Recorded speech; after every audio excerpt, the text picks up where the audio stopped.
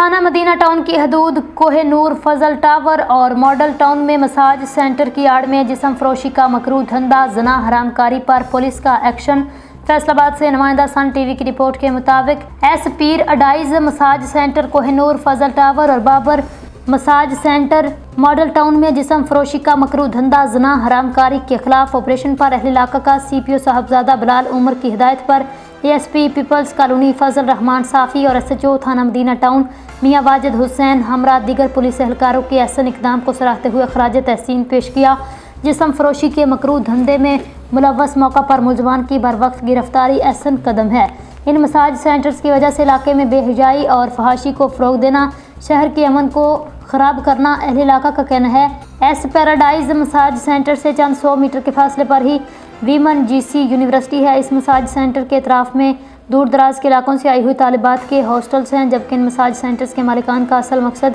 GC university की तालिबात को भुला फिसला कर जिस्म फरोशी जैसे मकरूह धंधे जना हरामकारी पर आमादा करके शरीफ शहरियों को वर्गला कर लूटना और ब्लैकमेल करना है। इसलिए अहले इलाका और ताजिर बरादरी का RPO Zeeshan Asghar, CPO Sahibzada Bilal Umar, ASP people's colony Fazal Rehman Safi, SHO थाना मदीना टाउन मियाँ वाजिद से गुजारिश है इन मसाज सेंटर्स की आड़ में जिस्म फरोशी का मकरूह धंधा करने वाले